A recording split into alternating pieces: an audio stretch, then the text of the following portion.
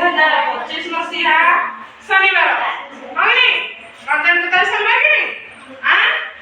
ହଉ ବସ ତମକୁ କଣ ପସନ୍ଦ ଭଲ ଲାଗେ ପିଲାମାନେ ଭଲ ଲାଗେ ଆଜି ଆପଣଙ୍କ ପସନ୍ଦ ଭଲ ଲାଗେ ହାତ ଟାକିଲ ଘରେ ସମସ୍ତେ ହଉ ଆଜି ଆମେ କାଉ ଆଉ ମାଠିଆ ଗପ ଶିଖିବା କଣ ଶିଖିବା ମାଠିଆ ଦେଖିଛ କଣ ଇଏ ଛୋଟ ମାଠିଆ ହଉନି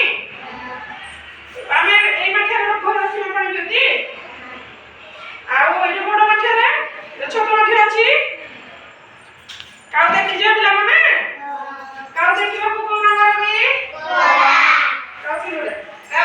କା କା ସିନା ଉପରେ କି କୋଳା ହଉନି ଆଜି ଆମେ କାଉ ଆଉ ମାଠିଆ ଗପ ଶୁଣିବା ହଉନି ହଉ ଗୋଟିଏ କାଉ ଥିଲା ସିଏ ଜଙ୍ଗଲ ଯାକ ବୁଲି ସିଏ ଜଙ୍ଗଲକୁ ଗଲା କେନ୍ଦୁ ଚେର ସବୁ ଜିନିଷ ଖାଇଲା ତାକୁ ଭାରି ଶୋଷ କଲା କି ନାହିଁ ତମକୁ ଶୋଷ କଲେ ତମେ କଣ ପିଅ କି ପାଣି ଭଲସେ ବସ କଣ ପିଅ ପାଣି କାଉକୁ ଶୋଷ କଲେ କାଉ କଣ ପିଇବ କି ପାଣି ସିଏ ହେଠୁ ଜଙ୍ଗଲ ଯାକ ଖୋଜି ପାଣି କାହିଁ ପାଇଲା ନାହିଁ ହେଠୁ ସିଏ ଉଡ଼ି କୋଉଠି ଗଲା ଗୋଟିଏ ସ୍କୁଲକୁ ଗଲା କୋଉଠି ଗଲା ସ୍କୁଲରେ ଗୋଟେ ଫୁଲ ବଗିଚା ଅଛି ତମ ସ୍କୁଲରେ ଫୁଲ ବଗିଚା ଅଛି କି ନାହିଁ ହେଠୁ ଫୁଲ ବଗିଚାରେ ଦୁଇଟି ମାଠିଆ ଥିଲା ଏଇଭଳିଆ କଣ ଥିଲା ମାଠିଆ ଦୁଇଟି ଥିଲା ହେଠୁ ଦେଖିଲା ଗୋଟିଏ ମାଠିଆରେ ଆଦୌ ପାଣି ନଥିଲା ପାଣି ଥିଲା ବିଲକୁଲ ପାଣି ନଥିଲା ଆଉ ଗୋଟିଏ ମାଠିଆରେ ଅଳ୍ପ କେତେ ପାଣି ଥିଲା ଅଳ୍ପ ପାଣି ଥିଲା ହେଲେ ସିଏ ତା ଠୁଙ୍କା କାହାର ଠୁଙ୍କା ସେ ଏମିତି ଠୁକେଲା ମାଠିଆରେ ହେଲେ ତା ଠୁଙ୍କା ପାଖକୁ ପାଇବ ପାଇଲା ନାଇଁ ପାଇଲା ସିଏ କଣ କରିବ ତାକୁ ଯେ ସବୁ ଜୋରେ ହଉଛି ସେ ଗୋଟେ ବୁଦ୍ଧି ପାଞ୍ଚିଲା କଣ କଲା ବୁଦ୍ଧି ପାଞ୍ଚିଲା ହେଠୁ ସେ ବୁଦ୍ଧି ପାଞ୍ଚିଲା ହେଠୁ ତା ବୁଦ୍ଧି ଗୁଡକୁ ଗୋଟେ ଭଲ ବୁଦ୍ଧି ଆସିଲା କଣ ବୁଦ୍ଧି ଆସିଲା ସେ ହେଠୁ କଣ କଲା ରାସ୍ତାରେ ଯୋଉ ଥିଲା ଗୁଡ଼ି ଛୋଟ ହେଲା